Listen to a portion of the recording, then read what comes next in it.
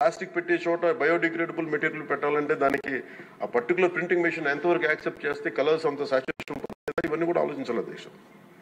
నా ఉద్దేశం ఏంటంటే ఒక ప్లాస్టిక్ చిన్నపాటి ఫ్లెక్సీకే మనం ఇంత ఆలోచిస్తున్నప్పుడు can you imagine the magnanimity to apply the real true pollution norms to every industry.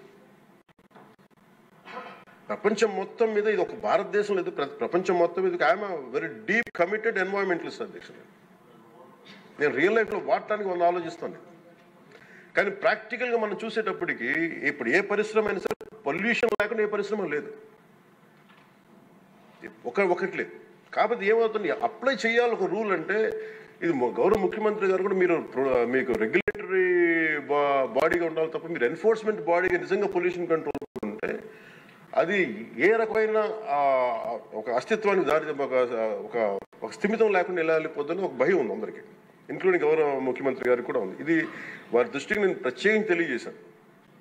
So అది ఒక నామ్లో అదొక పరిగణలోకి తీసుకున్నాం అధ్యక్ష. అలాగే వీఆర్ వెరీ కమిటెడ్ ఫర్ ఇది ఒక్క ఆంధ్రప్రదేశ్ రాష్ట్రానికే కాదు, ఎంటైర్ మన భారతదేశానికి సంబంధించి కానీ ప్రపంచానికి సంబంధించి మన అందరి బాధ్యత ఇది, అందరి బాధ్యత. అలాగే పారిశ్రామికవేత్తల బాధ్యత కూడా ఉంది. కొన్నిసార్లు నదుల్లో కాలుష్యాలు వదిలేస్తానంటారు, జరుగుతూ ఉన్నాయి కొన్ని చోట్ల.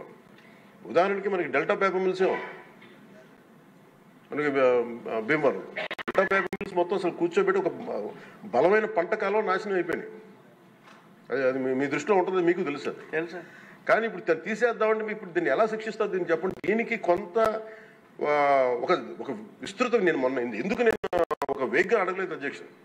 నేను ఎందుకు ఒక రోజు ప్రత్యేకించి దీని మీద మీరు చర్చ పెట్టాలి ఎందుకన్నానంటే ఇలాంటివన్నీ గౌరవ సభ్యులు లేవనెత్తింది ఒక దాన్ని ఖచ్చితంగా పరిశీలించాల్సిన అంశం. కానీ మీరు intention should be Nobel and pure. మీరు ఇంటెన్షన్ డోంట్ టార్గెట్ ఓన్లీ ఈ అయోధ్య రామ్కి ఏముందంటే ఒక పరిశ్రమ చేస్తే మళ్ళీ గత ప్రభుత్వంలో అయిపోతాం. ముఖ్యమంత్రి గారి ఇంటెన్షన్ కూడా అది కాదు. ఇప్పుడు ఈ వేరే పార్టీల నుంచి రూలింగ్ పార్టీలు వీళ్ళందరినీ తీసుకున్నప్పుడు కంటిన్యూస్ వాళ్ళ సైడ్ తీసుకున్నారో మనకు తెలియదు, కానీ వాళ్ళు గతంలో పనిచేశారు కదా ఆ ఇంటెన్షన్తో చేస్తే మటుకు అది ఈ ప్రభుత్వానికి అది రైట్ కాదు. అది we're committed for it. At the same time we're here to make sure certain positive changes has to take place.